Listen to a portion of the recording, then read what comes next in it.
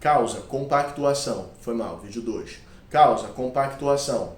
E a gente vai de novo, problema. Sociedade compactua, é uma sociedade que naturaliza os discursos, naturaliza as brincadeiras, naturaliza as humilhações, as zombarias, o que é um vetor inexorável para que esse fenômeno obviamente aconteça. Relação. E aí a gente monta a linha do passado, que se você conseguir trabalhar a linha do passado até julho, sabe, se você for bom nisso, até julho tá bom, né? Porque a linha do passado é a linha mais importante. Se você for bom na linha do passado, para você migrar para a linha modal ou para a linha consecutiva, que é a linha do presente e a linha do futuro, é muito mais tranquilo. Então, quais são os 4 elementos da linha do passado? Que se eu fosse você, já tatuava com pilô, né, para poder, obviamente, apagar, e já escrevia, sabe, nos pontos estratégicos da sua casa, problema, que é a temática a ser analisada, a causa do problema, que é o fato gerador, que não precisa ser mas um fato gerador que serve como elo de motivação. Então, né, se eu pego, por exemplo, a intolerância, tem muitas causas, assim, pelo menos 50, mas eu aponto uma, então um fato gerador. Esse fato gerador também é uma realidade, ele é uma pulsão, ele é um ente. Eu vou buscar a causa desse fato gerador para trás, e aí eu poderia pegar a relação. Por que esse fato gerador relaciona o fato gerador à eclosão do problema?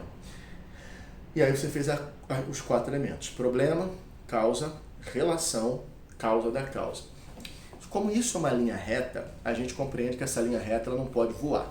Então a linha reta, ela, para que ela exista, ela se sustenta, ela se segura dentro de uma coisa fundamental, que é o contexto.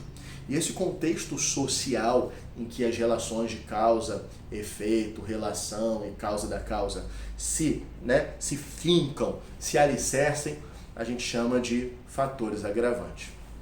Então repara, eu olho para o problema, né, uma sociedade que compactua, que portanto naturaliza a intolerância como um vetor que promove a intolerância religiosa, e eu falo assim, cara, você tem uma causa e efeito poderosa acontecendo. A cada esquina tem uma sociedade opressora, a cada esquina tem pessoas compactuando, e a cada momento, cada segundo, a gente observa, por exemplo, um ato de intolerância. Eu falo, a causa e o efeito, né, são constatáveis a olho nu, inquestionável, o que foge da minha opinião.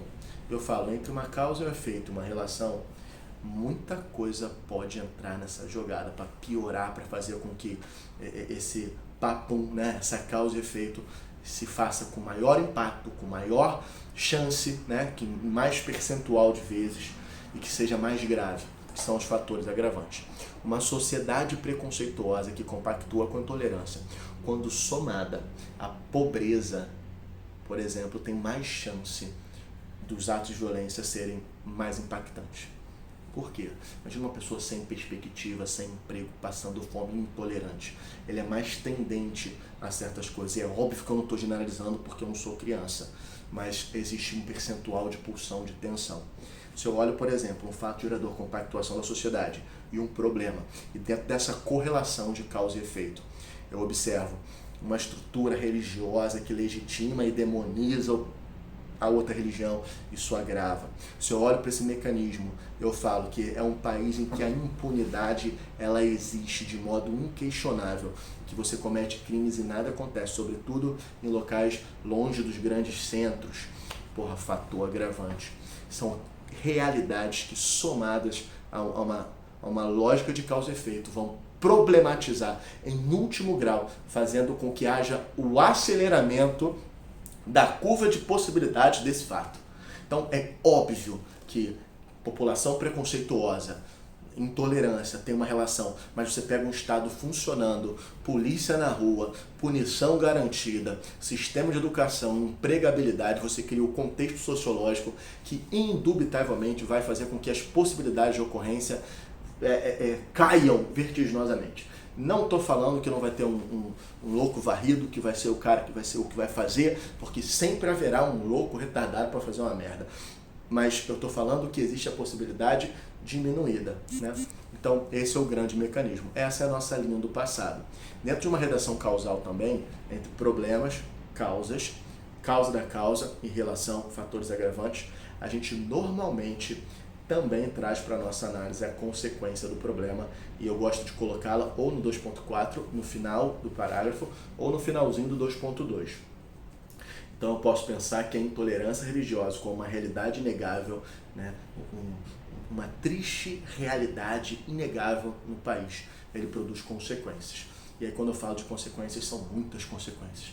Consequências humanitárias, consequências políticas, consequências jurídicas, consequências sociais e consequências históricas.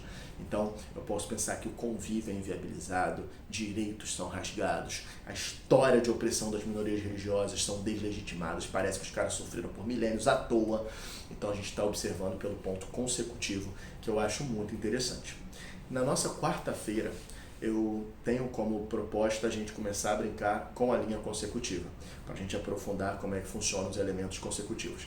Então, só para revisar, problema é a questão a ser analisada pela banca, causa é o fato gerador do problema, o elemento central, normalmente aparece no tópico, causa da causa é o que gerou a causa, a gente pode ou não colocar no 2.2, relação são as explicações, por que a causa gera o problema, e consequência é o avanço. Bom, eu vou ficando por aqui.